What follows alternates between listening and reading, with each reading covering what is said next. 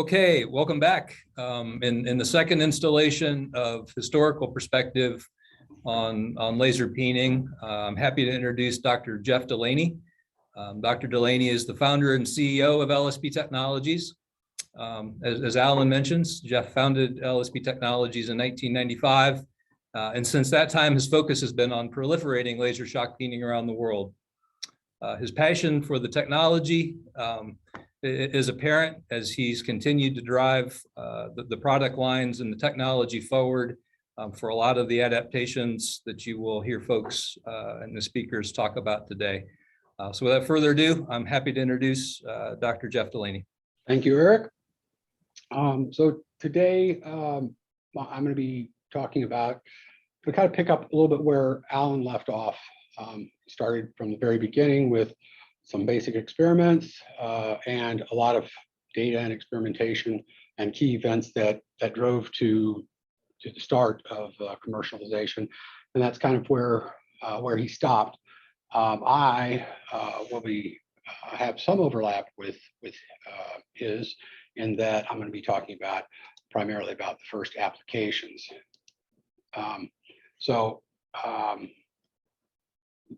I'll talk about the historical developments and most importantly, what drove those applications into, we're able to drive those into production. Because there were a lot of things going on in parallel at the same time in the 1990s, late 1990s, I will spend probably half of this talk on that time period, and then the second half on the last 20 years, and then touch briefly on what I see as future applications that aren't quite fully in use yet, but they're coming. So specifically, the very first application was driven by 5 things that kind of aligned over a series of years. And the very first one of those, which I believe Alan spoke a little bit about as well, is the proof of concept laser system. Up until that, we were using much larger laser systems, much slower laser systems, nothing that could take into production. And then the second thing was a crisis, and that happened to be the F-101 engine failures. Then thirdly, these are kind of in chronological order, overwhelming data that proved the laser peening benefits for the F-101 fan blades. And then it's very important that we had an advocate, a high-level advocate that could make a decision and essentially force laser peening into that first application. And then finally, the formation of LSP Technologies. All 5 of those items were important, and they spanned from the time of a crisis in number 2 with the F-101 blade through production, which is beyond the formation of LSP Technologies. It took 7 years, and so today, the interesting thing is, of course, with 25 years gone by since that crisis, we can do that entire series of things, say, except for the crisis part. We don't want to have a crisis, but we can go from the initial issue to a solution in 12 months, more or less. So I just wanted to reiterate here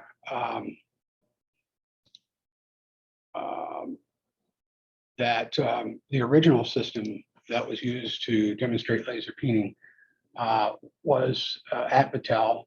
It was actually purchased in the early 1970s.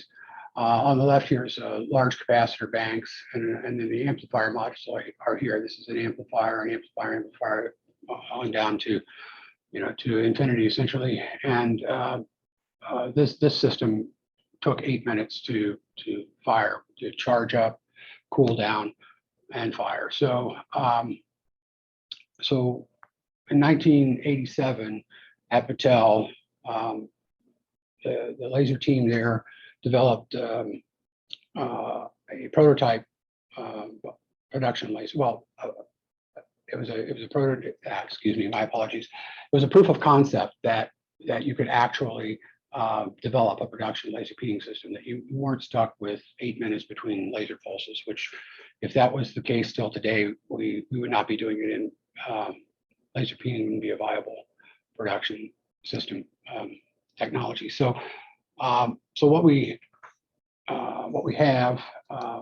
developed was this tabletop system here. Obviously still not a production system, but it was a proof of concept.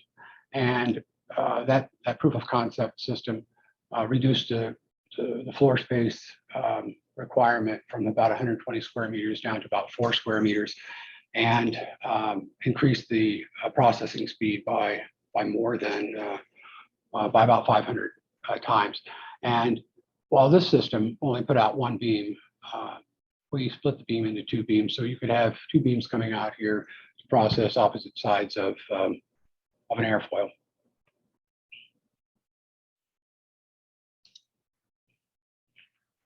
So I'm going to start with talking about the crisis that occurred in December 1990. The U.S. Air Force routed its entire B-1 bomber fleet, and the cause was F-101 engines were vulnerable to foreign object damage, and as it turned out, a very small nick in just the wrong place would cause a blade failure and could destroy the engine. And so after the grounding of the fleet, there's really time-consuming inspections that had to be done prior to each flight. The crew chief would crawl into the engine and run his thumbnail across the ends of the blades to see if there was any damage. And if he detected any, then they had to blend it out before the plane could take off. So fortunately, this crisis in 1990 occurred after we had demonstrated the proof of concept laser, and the Air Force became aware of that, and so we were able to move forward, and ultimately laser peening would be a solution to this problem. So there were a couple tests that were done early on. The first one, to my knowledge, no one's really talked about before, which is why I've included it here. Just as a very quick and dirty test, at Patel, we laser peened some blades, and they were, and then GE took the blades and actually just used a hacksaw to cut into the blade about 6 millimeters, a quarter of an inch, and then they tested those blades in a siren test, and it turned out with a 6 millimeter deep hacksaw cut in a critical area, we got better fatigue life than an undamaged, pristine blade, and so that was the first eye opener. And then the Air Force wanted to do a more definitive test with more blades, a little bit more statistically significant. So that was kind of a fun test, just because it used a hacksaw to cut the blade. I wanted to share that with you. Now, as we move into the data that really moves things forward, Alan presented this in a bit more detail, and I've consolidated it here. So if you want more information than I'm going to share, you can go back and listen to Alan's talk. So this is the F-101 blade here. The critical area, in this case, for looking for foreign object damage is down here in the first couple inches of this blade. This is the first bend mode of this blade. And the way these were tested, it's a step test. Blade goes in, it's set at 20 KSI as the initial step. Once it runs 1,000,000 cycles, the stress levels increase by 10 KSI to 30 KSI, then 40 KSI, and every 1,000,000 cycles, it steps up. So this is 1,000,000 cycles, 2,000,000 cycles, 3, 4, 5, 6,000,000 cycles, and then about 700 or 750,000 additional. So 6.75 million cycles for a pristine, undamaged blade. Now, the shot peening is the standard shot peening that they used on it at the time, which is a dual intensity shot peening. So then the next step is to put in a chisel notch. And so this is what the chisel notch looks like. Again, it's about 6 millimeters deep. It's in the critical area on the leading edge blade. It's much deeper than the depth of some of the nicks that were causing failures in the actual engine. And you can see with that notch and everything else the same, the shot peening is the same. It just has a chisel notch. It drops about 55% of its capacity.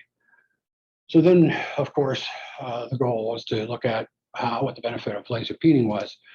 And so if now we look at what laser peening does, it is pretty exciting to see that a damaged blade with this kind of damage, 6 millimeter chisel notch in it, actually performs better than a pristine, undamaged blade.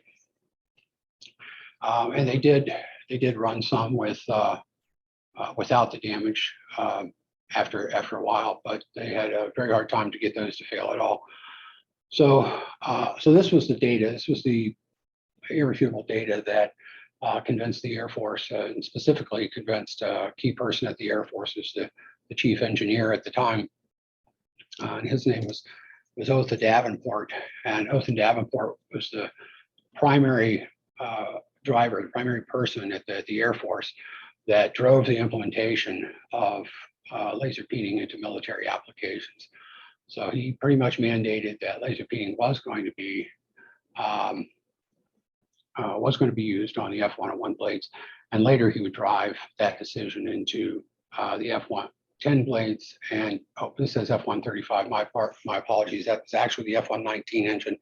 The F-135 is for the Joint Strike Fighter, which isn't currently using laser peening, as far as I know. My apologies. That's F-119, not F-135. And then after that decision was made by the Air Force, there was a need for a technology transfer to GE Aviation so they could do the process. And so I founded LSP Technologies in February 1995, and the sole purpose was to commercialize laser shock peening. And it's been called a lot of things. Back at that time, it was called laser shock processing, which you probably heard Alan use during his talk. And now it's often referred to as LSP, laser shock peening, or laser shot peening, and we've dropped the S out of it for the most part. Now it's just called laser peening.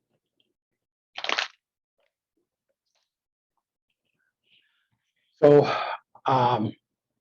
in 1995, I became solely responsible for transferring the laser peening technology from Battelle to General Electric. And that included all the intellectual property, processing technology on how to laser peen F-101 blades, F-110 blades.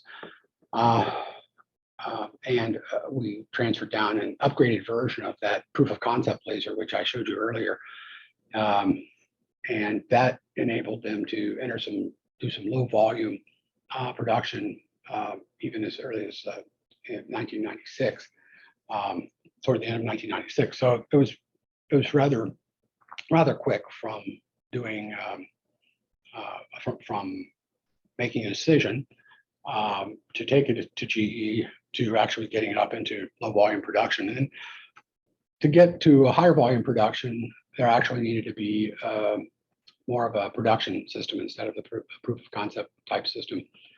And so in the fall of 1995, GE Aircraft Engines and LSP Technologies signed a contract to design, fabricate, and deliver the first production system to GE. And we ultimately delivered 3 production laser peening systems. The first one was in 1997. And once that was available, then higher volume production began in late 1997 or early 1980. Oh, sorry, 1998. So, so anyway, that's the reason I put the founding of LSP Technologies in that list of 5. Without designing and fabricating this production laser peening system for GE, there really wouldn't have been able to go into production or a high enough level of volume production to be able to get through all of the blades that they needed to do for the F101 and then subsequently all the F110 blades. So that was an important element. I did want to touch on a few just let's say clerical points or just additional information that Alan Clower retired from Battelle and joined LSP Technologies as our chief metallurgist and helped drive a lot of things that were happening in the 1990s. So he deserves a lot of credit for a lot of the applications and the technology development that was going on in the 1990s. And then subsequent to starting the company, most of the team that was at Battelle that was involved in the laser peening, the F101 blades, and the other development work. They left Battelle and came to work for LSP Technologies. And then we also required all of the intellectual property and the patent rights from Battelle in 1996. Of course, all of those patents have expired now, but it was important at the time. And then we were also leasing space at Battelle in our first 16 months or so, and then we finally moved and set up operation in July 1996 in a 18,000 square foot facility in Dublin, Ohio. So I just throw those in for additional information.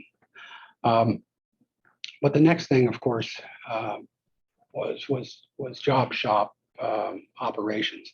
We had successfully transferred this technology into GE, and GE had the technology, understood the technology, and were using it on their critical parts, and were going to be proliferating laser peening technology to most, if not all, of their military applications.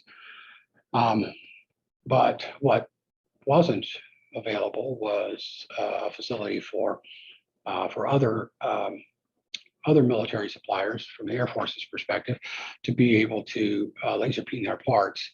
So the Air Force wanted a commercial source. They didn't want to do another technology transfer into Pratt & Whitney and have to do that every time they wanted to adopt the technology. So fortunately for LSP Technologies, we were selected to be that company that was going to establish a commercial job shop. And it started out in, actually it started out in 1996, and we became operational with what we call the prototype production facility, which I have shown down here. And this is the laser source here. You can see it's quite huge compared to the proof of concept system. So it's much more robust, much more stress on the optical components and laser components.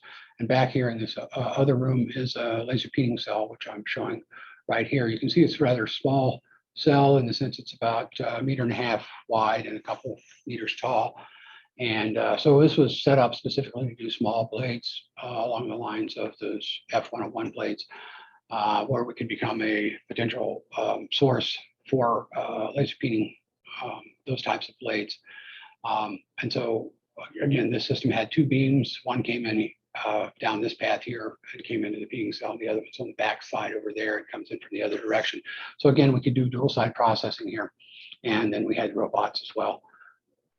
So essentially, job shops were born. Laser peening job shops were born in January 1998. That was the first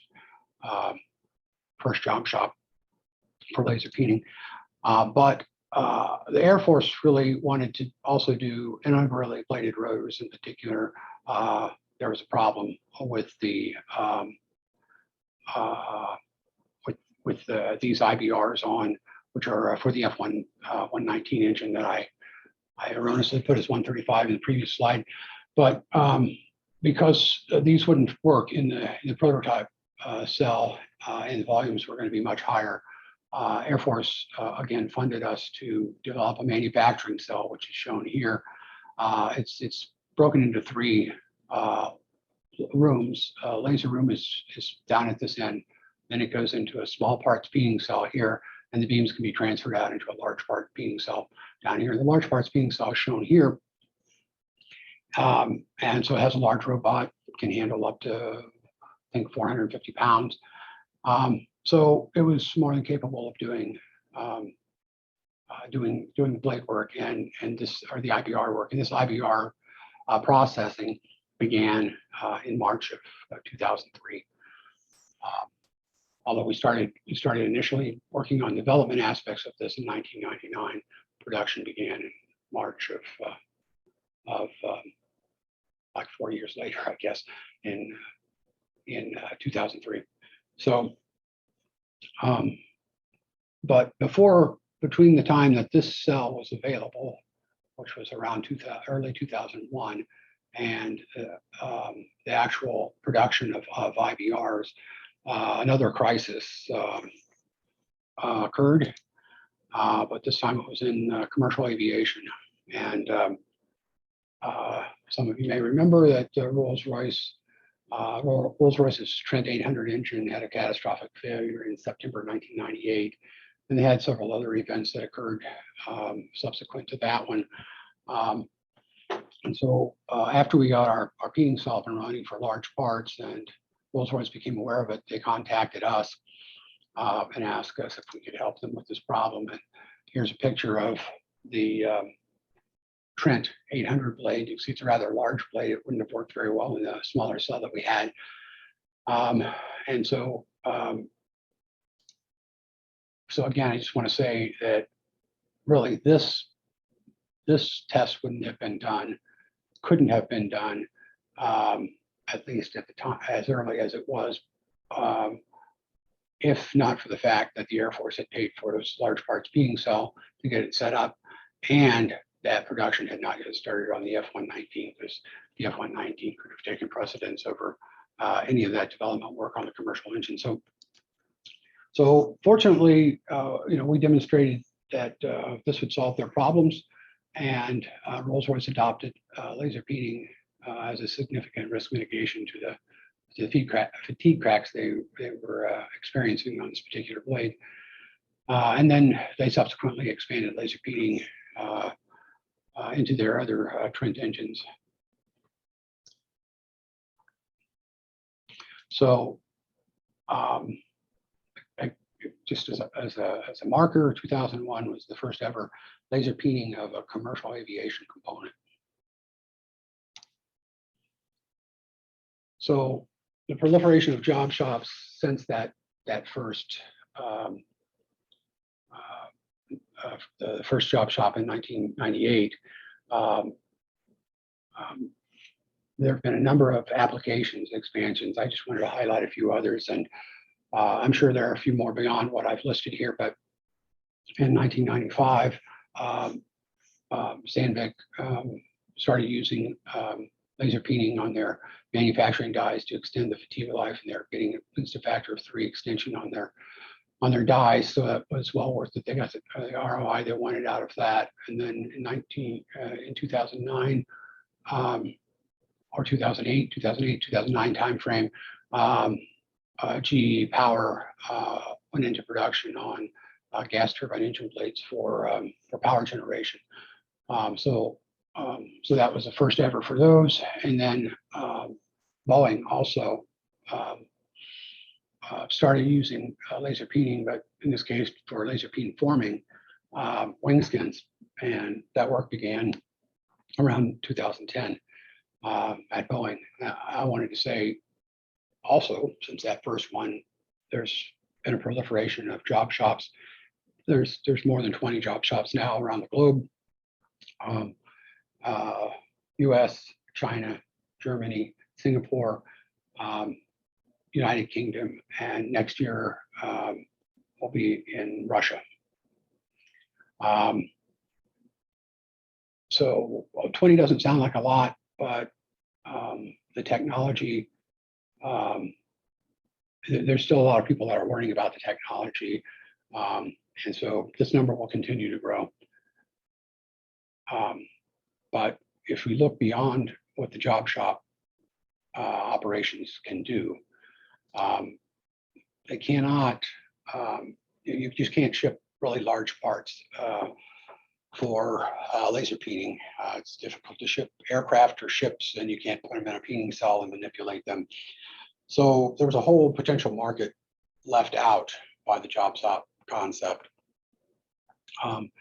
It also extends the, it increases the cost by adding shipping costs, and it extends the manufacturing time. You have to ship it. Somebody's going to have to laser peen and ship it back. So it factored into the ROI and sometimes became untenable for the customer. And then the opposite of the very large parts are smaller parts, but where there might be 1 million parts a year, and the OEM just doesn't want to ship those. It becomes a tracking nightmare, and those smaller parts are generally automotive type parts, where they are generally very cheap. And so adding that additional cost of shipping and the cost of laser peening became a barrier for those applications. So we decided the solution to that problem was to put laser peening equipment into the hands of the OEM. So to do that, we moved toward designing and building a industry-hardened, commercial, high-quality laser peening system. We started that design work in 2013, and in 2015 we launched our first product in the equipment area, and this is called the Procuto 200 LSP system. And you can see it's much smaller than the things I showed you before. The lasers actually contained in this entire area right here, and the power supplies are down here. This is essentially a cooler for the system. And this sale of this unit has opened a lot of doors, and we're frankly a bit surprised at the amount of opportunity that laser peening has, that the Procuto 200 system has opened up for us. And one such application, which is I didn't mention in my not able to move comment, but there's a lot of cracking and fatigue issues that go on inside of reactors, nuclear reactors, and William Sims will be talking about that a little later. The other thing that was a little bit surprising was the ability to move this unit onto the deck of a ship and laser peen areas that are cracking on the above board on the ship. And Danny Georgiadis will be talking about that a little bit later today as well.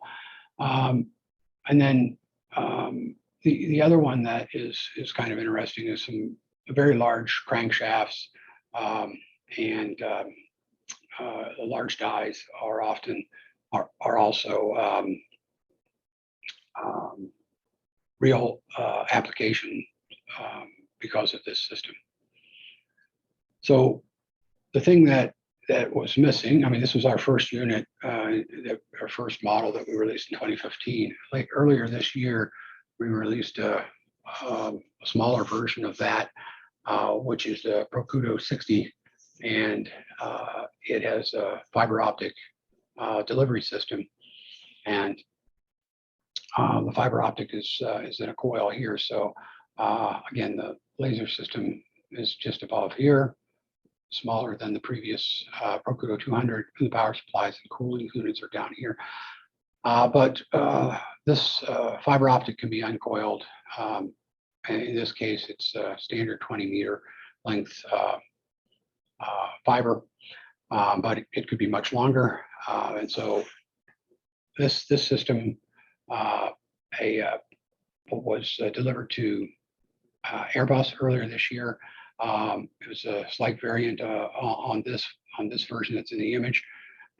In that, and then Airbus has branded that system as the Leopard system, and Domenico Ferrari will be sharing more details on that in the very next talk that I believe should be starting in about a half an hour or a little more. So you should definitely sit in on that talk. And then, as I mentioned, the Procudo 200 is can do work on board ship above deck, but this system with fiber optic now, it can be snaked down through bulkheads down below deck and do repairs using laser peening below deck. And LSP Technologies is actually going to be doing, actually it'll be an above board demo, but we'll be doing it on a Navy vessel in just a few months in April. And hopefully we'll be able to report the results from that test and at our LSP 22 event next year. And then one other thing that we're looking at is because of the smaller size, lower cost of this system, can the system be a replacement for traditional shot peening? And so I think we may not quite be there yet from an ROI perspective. It'll depend on specific applications, but the potential is there for laser peening to replace shot peening, and we're moving in that direction fast.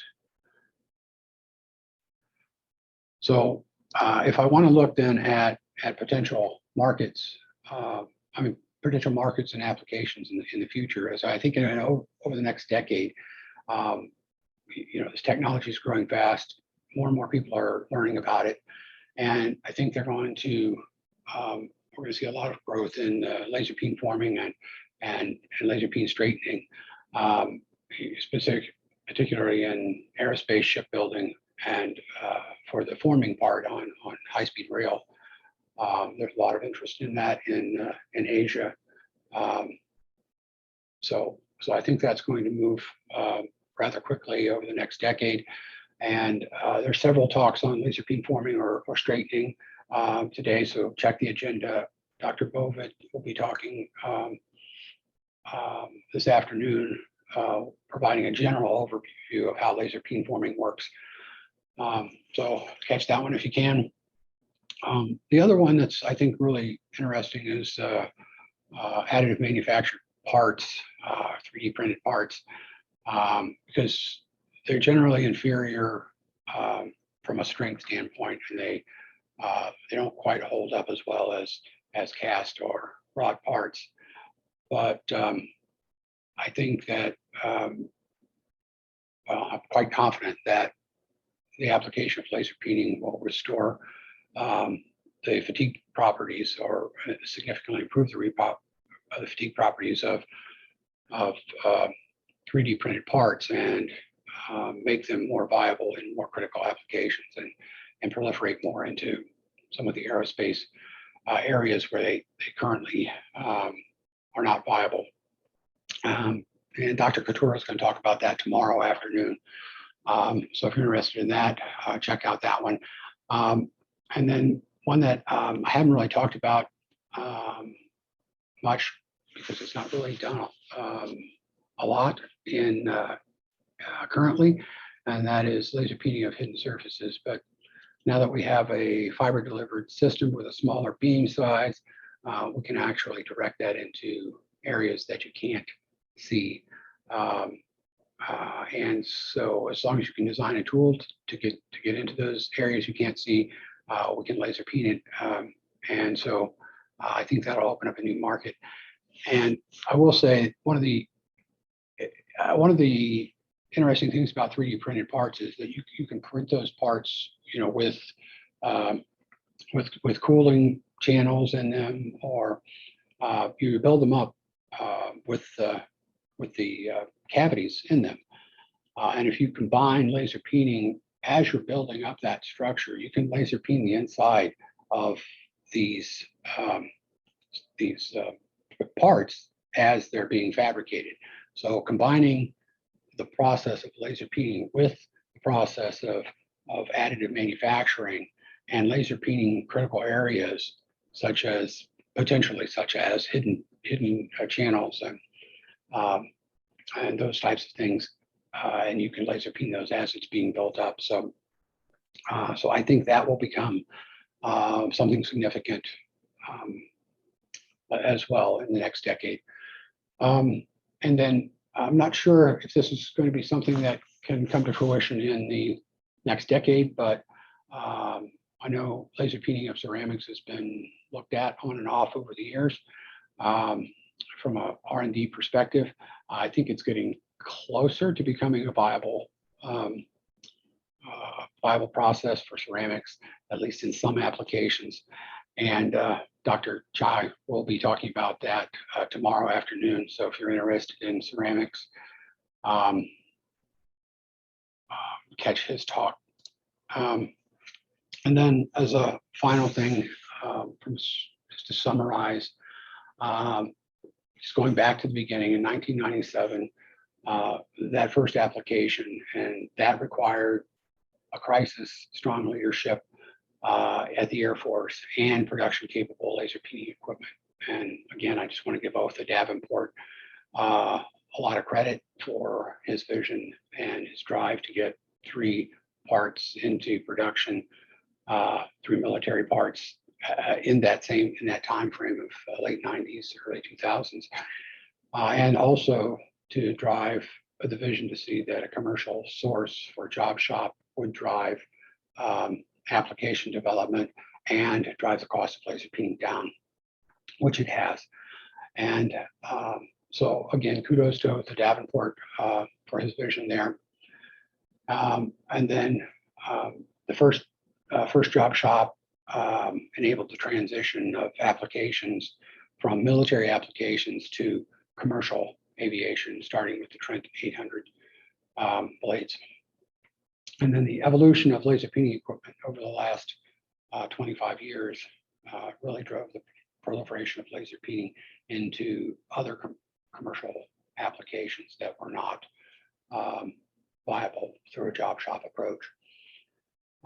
And so where we are right now is sort of in that customization, mass customization part for LSP equipment and solving difficult problems. And it's really fueling the proliferation of laser peening and the acceptance of laser peening technology all around the world. Part of that's driven by the Procudo 200 system, but I believe the mobile Procudo 60 system or future mobile systems will also drive those applications. And an important aspect of this that I haven't really touched on is how to get the laser beam where you want it. So you have a mobile unit, you roll it up somewhere, then you have some type of a beam delivery system, fiber optic, an articulating arm, whatever it might be to get to where you need to laser peen. And then once the energy's out there, how do you get it in that area that you need to get it in it? And that's special tooling. And so the evolution of beam delivery and special tooling beyond just the laser system is going to be really critically important to the growth and advancement of laser peening technology over the next decade.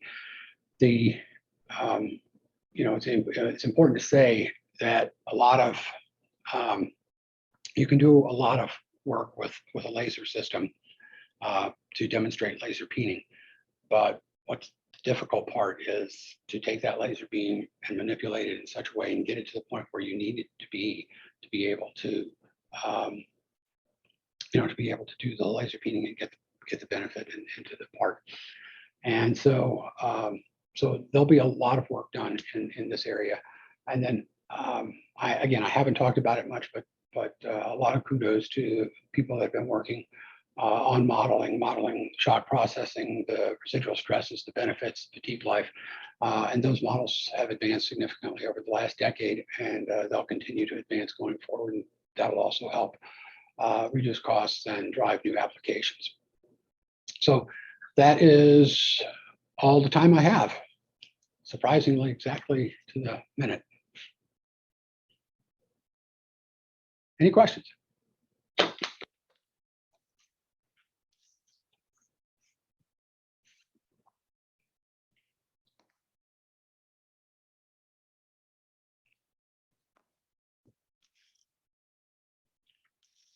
If anyone's talking, I cannot hear you. Are we getting any questions, moderator? Yes, we are getting questions. Sorry. So we do have a question relative to the Procuto 60. The question is, what is the pulse duration, the energy and rep rate for that system? All right. Well, I was specifically avoiding laser parameters, but that system runs at 200 hertz. I'm trying to remember, 350 millijoules sounds right. And what was the third part? Pulse width. Pulse width nominally 25 nanoseconds. Okay. Time for one more question, and I think then we move on. The question that I have is when you were developing the process for the F101 blade, when you started that, Jeff, how many different parameters did you try out before you had the key solution for that? Do you recall? Oh, that's a really good one. You should have asked that one to Alan. Well, I have Alan here, and I've already prefaced that question in anticipation that you may not recall. Do you want him to answer it? Sure. If someone's interested in that answer. Sure. Alan, would you answer that question? Because I think it's a unique piece and kind of plays into some of the things we'll be talking about later. Sure, okay. GE gave us the area that we were supposed to laser peen on the leading edge of the blade. And so we came up with a multiple layer and energy process and submitted the blades to GE, and they're the ones that you saw the data for. Performed very well. And when we got the data back, I asked whether perhaps we would put I can't hear Alan. of layers that we applied in order to lower the Hold on, Alan. They say they can't hear you. Can you hear me, Jeff? I can hear you fine. I couldn't Okay. hear anything Alan said. I don't know if anybody else could or not, but We're making some adjustments here. yeah, I would have expected that we would have done several different processing conditions, 3 to 5, and done residual stresses, and then pick the one that gave the best residual stress for the fatigue testing. Yep. So Alan has an answer. I'll let him answer that. But I think you guys are close. Okay. Then I have one more thing I'd like to say about blades that I don't think, well, I know I didn't say. I don't know if Alan did. All right. Okay. Okay. GE came to us and they gave us the area they wanted processed on the blades. And so we selected what we thought was a reasonable set of processing conditions. It was multiple layers and the power density. And the results on the blades, as you saw, were very good. And I then asked them whether we should try another one where we have the number of layers that we applied. And we did that. And they tested them and they came back and says, no, it wasn't as good. And I said, well, was it as if you won the lottery and then you found out you had to split the lottery with somebody else? And they said, yes. But they wanted to go back to the first set of conditions. So that's the only change that we ever made on these. We was never. Okay. We're running out of time. So Yep. I just want to say one thing real quick, and that is that I mentioned several times that we use two beams, right? And so the reason we use two beams, there's a lot of technical reasons, but you can actually get compression all the way through the blade if you use two beams, and you decrease the distortion that might be caused.